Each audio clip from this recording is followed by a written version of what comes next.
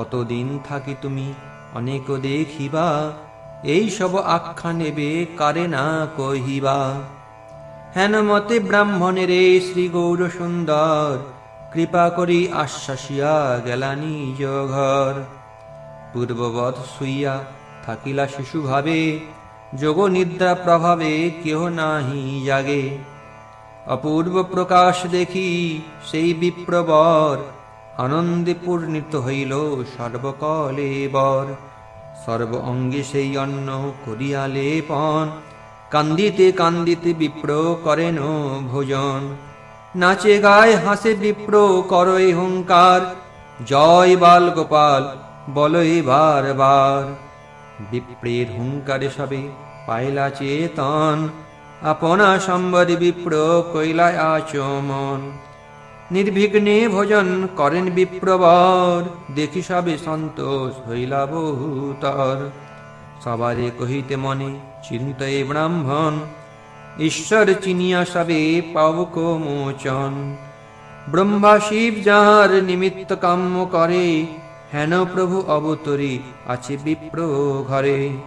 সে প্রভুরে লোক সব করে শিশু জ্ঞান, কথা কহি সবেই পাউক পরিত্রাণ। প্রভু করিয়াছেন নিবারণ এই ভয়ে, আজ্ঞা ভঙ্গ ভয়ে বিপ্র কারে নাহি কহে। চিনিয়া ঈশ্বরে বিপ্র সেই নবদ্বীপে, রহিলেন গুপ্ত ভাবে ঈশ্বর সমীপে। ভিক্ষা করি বিপ্রবর প্রতি স্থানে স্থানে, ঈশ্বরে আসিয়া দেখে প্রতিদিনে দিনে। বেদগোপ্য এ সকল মহাচিত্র কথা, ইহা শ্রবণে কৃষ্ণ মিলয়ে সর্বথা। আদিখণ্ড কথা যেন অমৃত শ্রবণ, জহি শিশুরূপে ক্রীড়া করে নারায়ণ। সর্বলোক চূড়ামণি বৈকুণ্ঠ ঈশ্বর, লক্ষ্মীকান্ত সীতাকান্ত শ্রী গৌর সুন্দর। ত্রেতা যুগে হইয়া যে শ্রীরাম লক্ষণ, নানা মত লীলা করি বধিলা রাবণ। হইলা দাপর যুগে কৃষ্ণ সংকর্ষণ, নানা মতে করিলেন ভুভার খণ্ডন। মুকুন্দ অনন্ত যারে সর্ববেদে কয়, শ্রী চৈতন্য নিত্যানন্দ সেই সুনিশ্চয়। শ্রীকৃষ্ণ চৈতন্য নিত্যানন্দ চাঁদ জান, বৃন্দাবন দাসত সুপদ যুগে গান। ইতি শ্রী চৈতন্য ভাগবতে আদি খণ্ডে তৈর্থিক বিপ্রান্ন ভোজনং নাম পঞ্চম অধ্যায়। ষষ্ঠ অধ্যায়ের সংক্ষিপ্ত সার। শ্রী চৈতন্য মহাপ্রভুর বিদ্যারম্ভ ও বাল্যসুলভ চপলতা। এই অধ্যায়ে বর্ণিত হয়েছে যে শ্রী জগন্নাথ মিশ্র যথাসময়ে শ্রী চৈতন্য মহাপ্রভুর হাতে খড়ি এবং কর্ণভেদ ও চূড়াকর্ণ সংস্কার সম্পন্ন করেছেন। নিমাই একবার দেখেই সমস্ত অক্ষর লিখতে আরম্ভ করলেন। 2-3 দিনের মধ্যেই সমস্ত ফলা বানান পড়তে লাগলেন এবং কৃষ্ণ নামমালা নিরন্তর লিখতে ও পড়তে লাগলেন। নিমাই যখন যা চাইতেন তা না দিলে কান্না শুরু করতেন। কখনো আকাশের চাঁদ, আবার কখনো উড়ন্ত পাখি।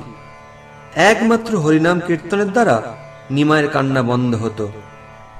একদিন নিমাই নিরন্তর কান্না করেই চলেছেন। সকলেই হরে কৃষ্ণ মহামন্ত্র কীর্তন করেও কান্না থামাতে পারছেন না। তখন তাকে কান্না করার কারণ জিজ্ঞাসা করা হলে জানা গেল, নবদ্বীপে শ্রী জগদীশ ও হিরণ্য পণ্ডিতের বাড়িতে একাদশী তিথি উপলক্ষে শ্রী বিষ্ণুর উদ্দেশ্যে বিবিধ নৈবেদ্য রান্না করা হচ্ছে, সেগুলি সে ভোজন করতে চায়। তখন তারা শ্রী জগদীশ পণ্ডিতের বাড়িতে গিয়ে নিমাইয়ের সমস্ত কথা জানালেন।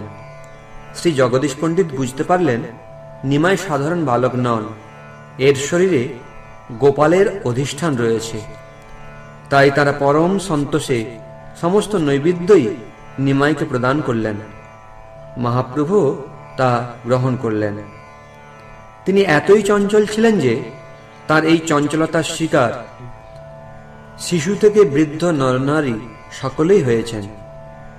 বয়স্ক ব্যক্তিদের পরিহাস করতেন, ঝগড়া করতেন, গঙ্গা স্নানের সময় জলে ডুবে পা ধরে টানতেন, কুলকুচি দিতেন, কাদাবালি ছুঁড়তেন, নারী পুরুষের কাপড় পাল্টাপাল্টি করতেন, বালিকাদের গঙ্গা ও বিষ্ণু পূজার নৈবেদ্য জোর করে খেতেন, না দিলে তাদের ভয় দেখাতেন, কারো বা কানে জল দিতেন।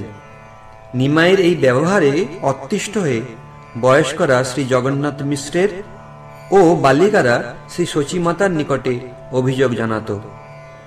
শ্রী জগন্নাথ মিশ্র লাঠি হাতে শিশুকে শাস্তি দিতে গঙ্গা ঘাটে আসতেন।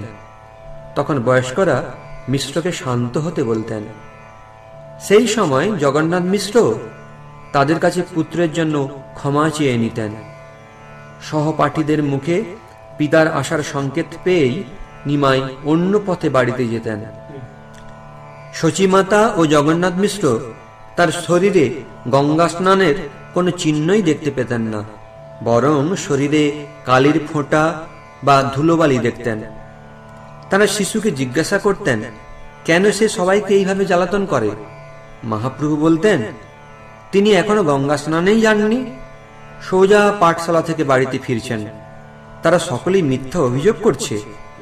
এইভাবে মহাপ্রভু তাড়াতাড়ি গঙ্গা স্নানে যেতেন। বালকের এই ব্যবহার দেখে শচীমাতা ও জগন্নাথ মিশ্র অবাক হয়ে ভাবতেন, কে এই শিশু? স্বয়ং শ্রীকৃষ্ণই কি গুপ্তভাবে আমাদের গৃহে অবতীর্ণ হয়েছেন?